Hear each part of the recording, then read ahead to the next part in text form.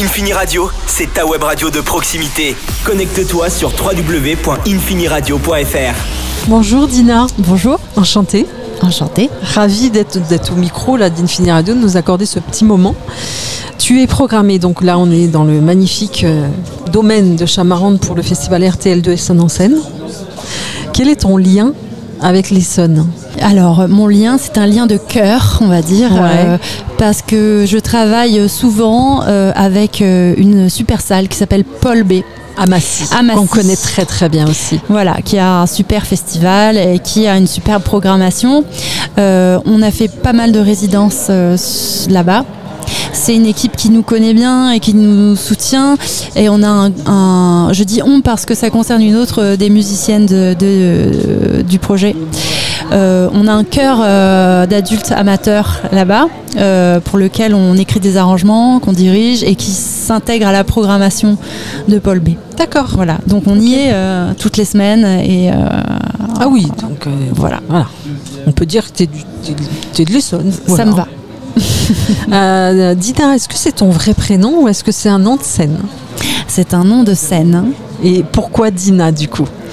Alors, parce que ça me plaisait pas mal l'idée de me réinventer une identité, quitte à faire du spectacle, autant faire le spectacle jusqu'au bout. Dina, c'est un petit bout de mon prénom et un petit bout de mon nom, donc comme ça je suis pas complètement perdue. D'accord. Voilà. Et puis c'est un prénom féminin que j'aime beaucoup, qui fait référence aussi, qui peut faire référence à pas mal de choses. Moi, en tête, j'avais Dinah Washington, j'avais le chat dans Alice au Pays des Merveilles qui s'appelle Dinah. Voilà, ça me plaisait pas mal de me réinventer un prénom pour la scène. Ça s'écrivait pareil d'ailleurs ? Parce que c'est D-Y-N-A-H. Ouais, non, ça par contre, j'ai un petit peu quelques petites fantaisies. Voilà. Alors, tu es originaire de la région parisienne, même si c'est pas forcément de l'Essonne, mais en tout cas, l'Essonne, c'est dans ton cœur. Et tu as grandi dans une famille de musiciens. Je me trompe ? Non, tu ne te trompes pas. Est-ce que tu peux raconter ton parcours ? Je suis née en effet dans une famille de musiciens. Mon père est musicien professionnel, chanteur parce que comme maintenant il chante plus, mais il chante tous les jours d'ailleurs, hein, mais oui, professionnellement non, il a arrêté. En tout cas, il y a toujours eu de la musique et du chant chez moi. Ma mère chantait également, donc ça a toujours été là, ça nous a toujours accompagnés. J'ai un frère qui est musicien également, qui chante aussi, donc on a presque pas eu le choix. Voilà. Tu as grandi avec la potion magique de la musique et exactement. Ça s'imposait à toi en fait, c'est ça ? C'est ça. Parfois je me demande, en fait j'ai essayé de faire d'autres choses, hein, mais ça me rattrapait. Ouais, d'accord, ça revenait tout le temps. Ça revenait finalement. Okay. Autant faire ce qu'on aime du coup. C'est ce que je me suis dit. On n'a qu'une vie et ça va très vite. Tu as sorti ton dernier single, À quoi ça sert ? Donc il y a un mois, c'est ça ? Il y a eu un clip, c'est accompagné d'un clip. Quel message tu veux faire passer dans ce single ? Oui, ça peut être un peu mystérieux, parce que je réponds pas vraiment à la question dans la chanson. Ouais. En fait, à quoi ça sert ? C'est une question qui peut ne pas être pertinente du tout lorsqu'il s'agit de l'amour, lorsqu'il s'agit de la beauté, lorsqu'il s'agit de choses gratuites qui ne servent à rien. Et donc j'avais envie de faire une chanson comme ça, un peu mystérieuse et un peu énigmatique, avec en disant toutes ces choses qui ne servent à rien dans un monde où tout sert les gens servent à quelque chose. Enfin, on parle de ça sert à. Oui. Et j'avais vraiment envie de faire une chanson qui prend le contre-pied de ça. Est-ce qu'on comprend, est-ce qu'on comprend pas ? En tout cas, j'avais envie de poser. En fait, ça sert, mais est-ce que c'est indispensable ? C'est peut-être plus dans cette optique-là. Est-ce que ça sert à quelque chose, mais est-ce que vraiment ?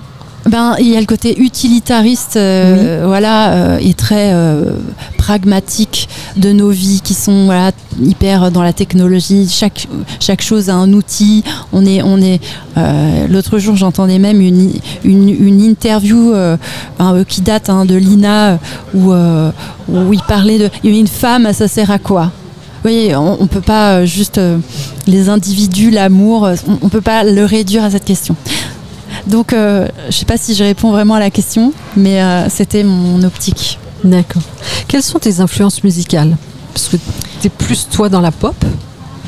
Alors la pop, elle s'est invitée tardivement en fait dans mon parcours parce que je viens d'une famille de anglo-saxons 68 arts qui écoutaient beaucoup de rock, de reggae, de morceaux des années 70.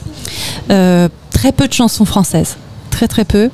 Et donc finalement, moi je suis allée à la rencontre de la chanson tardivement. Je me suis formée au jazz dans mon parcours académique, on va dire, même s'il n'a pas été très très long, mais j'ai quand même fait ça. Une musique qu'on pratiquait pas chez moi. Donc, oui, tu as été à l'opposé. Je suis allée un petit peu là où j'étais pas allée encore. Donc il y a beaucoup de choses dans mes influences, mais quand même le gros socle, c'est la musique anglo-saxonne des années 70. On va dire. Tu chantes toi exclusivement en français? Je me trompe pas. Est-ce que tu as envie d'écrire des titres en anglais ou même dans une autre langue peut-être? Alors je viens de l'anglais parce que l'album précédent était en anglais sous mon nom. Alors c'était vraiment un autre projet parce que pour le coup là c'était vraiment acoustique, que des instruments acoustiques, contrebasse, percussion, guitare, des voix. Et c'était en anglais parce que ça me semblait naturel d'arriver par là dans la compo, vu que c'était la langue de mon père, c'est la langue des chansons que j'ai toujours écoutées. Et j'ai fait ma petite révolution en allant vers le français. J'écrivais déjà beaucoup, mais c'était pas des chansons. Et donc là, je suis allée ailleurs, quoi, avec le français. Dans le style et dans les textes et dans la langue, en fait, c'est ça? C'est ça. Qu'est-ce qui t'influence dans l'écriture de tes textes? Est-ce que c'est la vie, c'est ce que tu observes, ou est-ce que c'est des choses plus personnelles, ou... C'est tout ça. C'est tout ça. Après, une chanson, elle peut aussi partir simplement de la musique. C'est-à-dire que comme j'ai collaboré avec un producteur, compositeur, arrangeur, qui parfois me proposait de la musique, parfois cette musique m'amenait vers un thème, m'amenait vers des mots-clés, m'amenait vers une histoire. Et puis parfois c'est l'inverse, j'avais très envie de... C'est toujours la musique d'abord, du coup? Ça a été beaucoup ça quand même. Ou alors ça s'est fait vraiment de manière simultanée, c'est-à-dire que parfois on a écrit, composé dans la journée en rebondissant musique, texte. Et ça, j'adore. Quels sont d'ailleurs des sujets que tu aimerais aborder dans tes prochaines chansons? Qu'est-ce qui te tient à cœur et que le message que tu aimerais faire passer en fait? Alors, c'est un message que j'ai commencé, je pense que je vais continuer à décliner cette thématique, mais globalement, le lien entre les humains. Il y a beaucoup à faire. Voilà, il y a beaucoup je pense qu'on peut en reparler. Je pense que le sujet n'est pas tarissable en 5 minutes. Et puis, comme cette dernière chanson que j'ai interprétée là ce soir, parlait de douceur comme une force. J'aime bien les chansons d'amour, donc je pense que pareil, ça, on peut continuer à en écrire. Ah oui, ça. Et que ça reste un sujet universel. Exactement. Je l'espère encore. Donc voilà, j'essaye aussi de glisser comme je peux des soucis sur l'environnement. C'est toujours délicat, mais bon, ça me paraît de plus en plus évident d'en parler. Et important. Mais parler du lien fort entre les gens, je pense que ça recoupe ça aussi. C'est-à-dire que si on met de l'amour dans l'humanité, par extension, on va aussi faire attention à là où l'humanité habite. Donc voilà, il y a ce chemin-là et je pense que je vais continuer à le prendre. Et il y a matière à écrire. Quel est l'artiste que tu écoutes le plus en ce moment? Qu'est-ce que j'écoute en ce moment? J'ai quand même eu ma phase Juliette Armanet parce que je suis tombée dedans à un moment donné. Il y avait cette espèce de... Évidemment, elle est partout. Et puis, bon, voilà, il y a quand même des chansons incroyables. J'écoute du swing, j'écoute du jazz. J'écoute Mathieu Bogart, je picore, je vais là où mes oreilles se disent dis donc ça sonne là, c'est un peu comme ça que je procède. Okay. Je dirais pas que je suis en boucle sur un artiste. Oui, c'est ça. En ce moment, de tout et différents styles et voilà. Ouais, oui. J'ai plein il y a plein de gens incroyables. Il y a cet artiste qui s'appelle Leanne La Havas en Angleterre, qui est pour moi une grande artiste. Voilà, je picore. Parfait. Tu as sorti un EP en 2020, oui. C'est ça? Oui, c'est ça. Est-ce que tu as un projet justement là prochainement? Absolument, parce que depuis 2020 j'ai continué à écrire, composer avec un producteur qui s'appelle Nicolas Guéguen, et on a tout un album là donc qui va sortir au printemps 2024. Ouais, d'accord. Voilà. Donc avec quel trimestre, c'est ça à peu près? Avec quelques singles en amont. Bien sûr. Et puis voilà, mais c'est déjà de la matière qui existe depuis quelques temps maintenant, donc j'ai hâte. Donc là, tu vas rentrer en studio et tu vas Ça y est, c'est fait, tout est fait. Ah, c'est fait. Il faut juste que ça sorte. D'accord, parfait.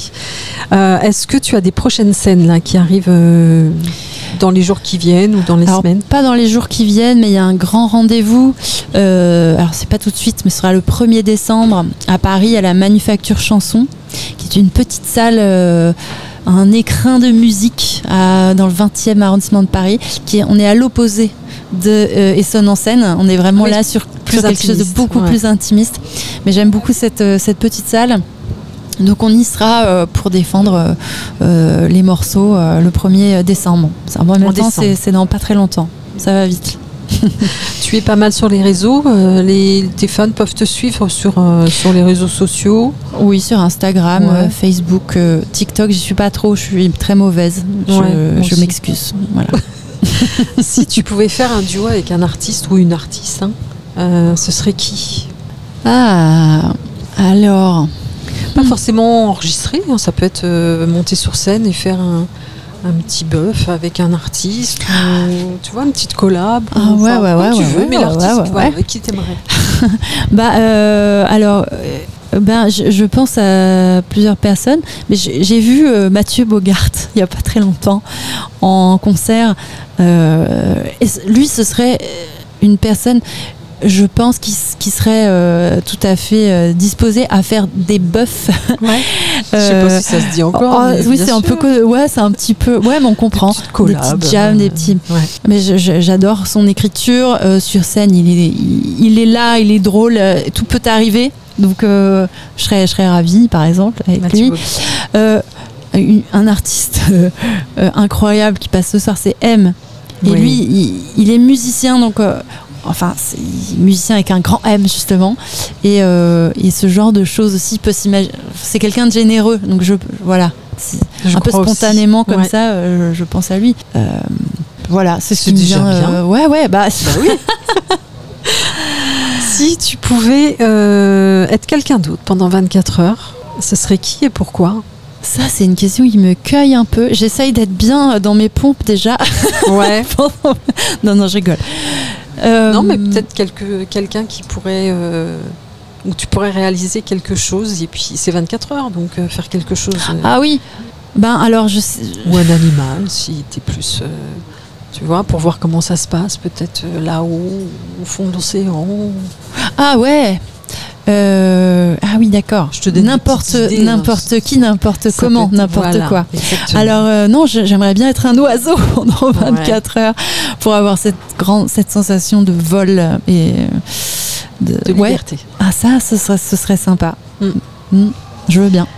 Quel est ton péché mignon? Est-ce que tu en as un d'abord? Et puis oui, j'en ai plusieurs, je crois. Tous, ouais. Et vraiment celui auquel tu peux pas résister, vraiment le péché mignon. Voilà. Le péché mignon. Ouais. Tu me dis, même si c'est pas la saison, je mange quand même. Et... le carré de chocolat noir avec le café. Ouais. C'est un peu banal, mais en même temps. Oui, c'est ton péché mignon. Ouais. Je sais pas si c'est mignon, je sais pas si c'est un péché, mais en tout cas. On dit, c'est un péché sans être un péché, ça fait du bien aussi. Voilà. C'est bon pour la santé. À petite dose. Et dernière question, quelle est la question justement qu'on ne t'a jamais posée et que tu aimerais bien qu'on te pose? Là, vous me cueillez également. Je J'en ai pas. Ça me vient pas. Il n'y a pas une question qu'on t'aimerait bien qu'on te pose peut-être que t'as jamais que je t'ai pas posée et que dans les interviews on ne t'a jamais posé. Tu te dis mais pourquoi on ne me pose pas cette question-là? Ouais, c'est vrai. Ouais. Non, mais cette interview était assez complète. Donc tout va bien. Ouais. Parfait. Eh bien, merci beaucoup, Dina. Avec plaisir. Et puis, à très bientôt. Et on attend, du coup, l'album studio qui sort, on l'a dit... au printemps. Au printemps. 2024. Voilà. Merci. Merci à vous.